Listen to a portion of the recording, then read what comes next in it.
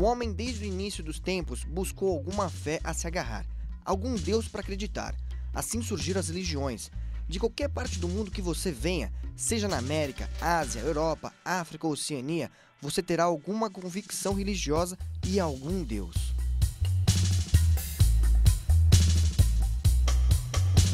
A 130 quilômetros de São Paulo, estamos em Americana para conhecer a primeira igreja Rastafari do Brasil.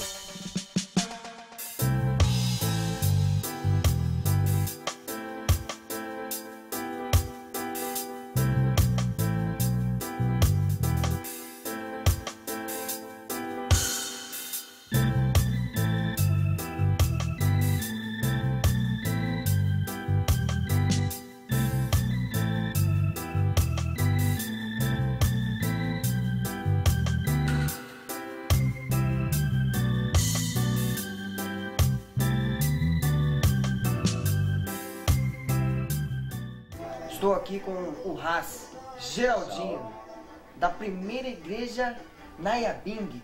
Etíope Cóptica de Sião do Brasil. Que nome? Por que esse nome, Geraldinho? Ele é grande porque ele explica um monte de coisa, né? Então, assim, primeira, óbvio, porque a primeira do Brasil está lá no fim também, né? Nayabing, porque é o estilo de igreja, que é uma Nayabing, tá? É uma coisa de ancestrais negros, é uma coisa do escravo africano que procurava o refúgio na Nayabing.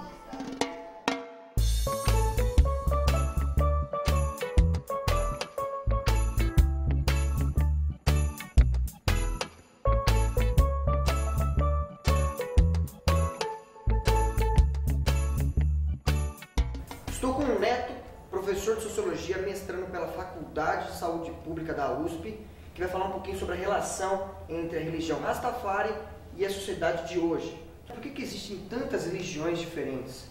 Por que o pessoal procura essas religiões e isso vem devido a classes sociais? Por que meios? Então, na verdade, eu acho que as religiões surgem, que elas existem de uma forma geral, justamente para responder a perguntas, angústias, anseios dos seres humanos que a nossa ciência, que a nossa racionalidade muitas vezes não dá conta, né? Por que drogas como o álcool, maconha são tão utilizadas pelo homem? Essa pergunta tem várias respostas, né? Eu acho que desde a busca por liberdade até a prática de rituais religiosos, passando até pela busca de remédios, levou o homem a essa curiosidade, esse manejo de substâncias, de plantas, muitas vezes, que estão na natureza e que levam ele a manipular essas plantas, o homem, né, a manipular essas plantas para adquirir até remédios ou uma aproximação do divino. E por que os Rastafaris utilizam maconha em algum dos seus cultos?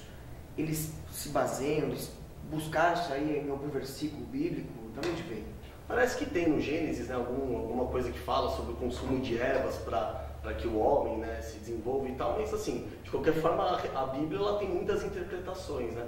Mas o que é interessante, né, ressaltar nesse ponto é isso, que o rastafarianismo não é exclusivo, não é uma religião exclusiva, né, nesse uso de substâncias psicoativas e que a introdução, né, dessa substância psicoativa na religião se deu muito em decorrência da colonização inglesa. O relacionamento nosso com essa planta tem mais de 10 mil anos, tá? E ela é um presente de Deus para nós. Como e quando surgiu o rastafarianismo? Onde eu sei, o rastafarianismo, apesar de ter suas origens filosóficas lá na Etiópia, na África, o rastafarianismo ele surge propriamente na Jamaica, né? E o rastafarianismo ele tem um elemento importante ali na Jamaica porque ele surge com uma conotação política, né? O rastafarianismo ele brota de uma terra onde só impera até hoje a desigualdade, tá? Onde o negro é tratado sempre como inferior. Por que Haile Selassie ele é uma figura tão importante para a cultura Rastafari? O Selassie era, na verdade, um rei da Etiópia e, segundo os historiadores, ele era uma figura muito controversa, inclusive, né? Porque ele, enquanto ele ostentava luxo, ostentava riquezas, o povo ali na Etiópia, né, como na África de uma forma geral, sofria todas as mazelas sociais da pobreza, da miséria, da desigualdade. Então, mas apesar disso, como ele era o rei da Etiópia e detinha o poder político, ele, eu acho que acabou encarnando essa divindade, né, de Jah, e posteriormente ele se tornou um Messias, né, dentro da filosofia, né, Rastafari.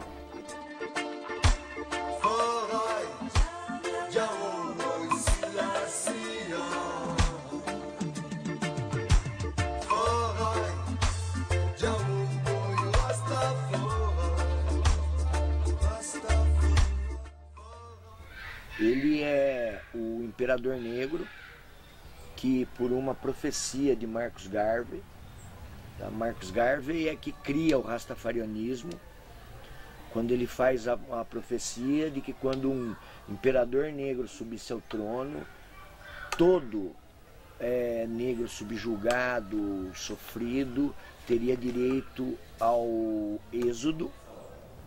E quem foi Marcus Garvey? Qual que é a importância dele para todo o desenvolvimento desse movimento?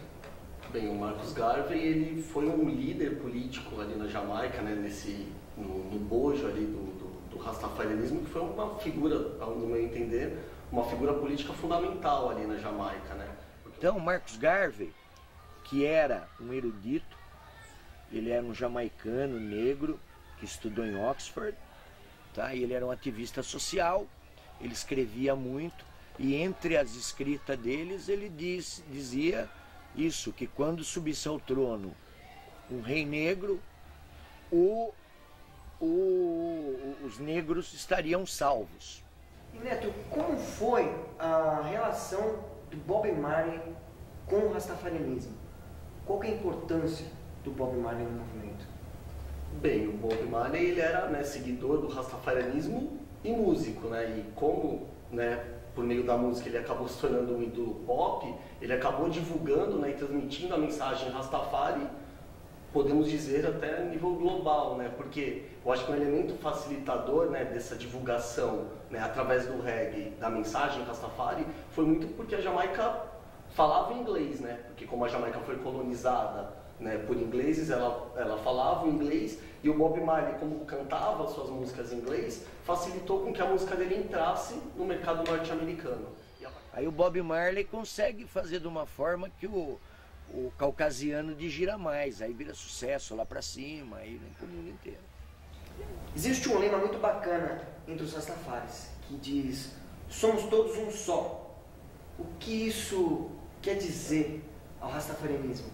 Estruturante da filosofia Rastafari, a ideia da igualdade, que esconde ainda por trás um pouco mais a ideia da igualdade racial, a igualdade dos negros na sociedade ali que era marcada pela colonização e a presença de uma classe dominante de brancos, de colonizadores, no caso da Jamaica, ingleses. É o básico da religião, ai and ai. É a diferença que existe entre o Velho Testamento e o Novo Testamento. O que é o Rastafari para você, com você? Amor. Amor. Tá bom?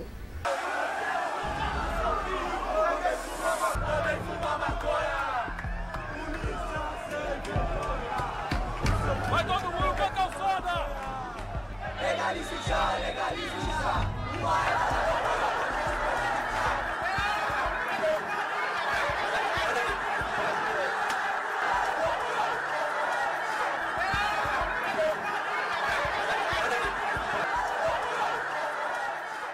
Talvez a resposta para o fim de tantos conflitos seja respeitar os outros, mesmo sendo diferentes. Então por que não seguimos pelo menos um ensinamento Rastafari e vivemos todos como um só?